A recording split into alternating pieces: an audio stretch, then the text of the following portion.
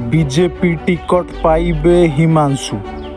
Audio viral परे धर्मशाला रे परिवर्तन होई पारे बीजेपी टिकट।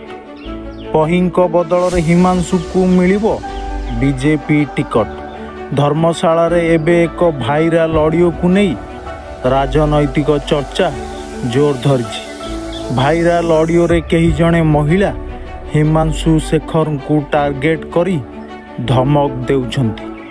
तेबे एही ऑडियो रे जदि सत्यता थाए तेबे ऑडियो रु जहा जना पड़ुछि एहा धर्मशाला अंचलर बीजेपी नेत्रींक ऑडियो।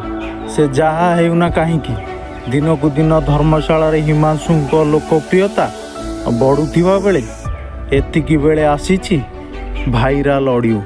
जे ऑडियो परे एबे बीजेपी हिमांशुंक धर्मशाला रे टिकट देई पारे। कारण गला किछि दिन हेबो हिमांशु धर्मशाला रे पाखापाखि 3टी विशाल जनसभा करि सारिलेनी। एही जनसभा रे बहु जनसाधारणक समागम मध्य हेउछि। एमिति कि हजार हजार संख्या रे लोक माने उपस्थित रहउचंती।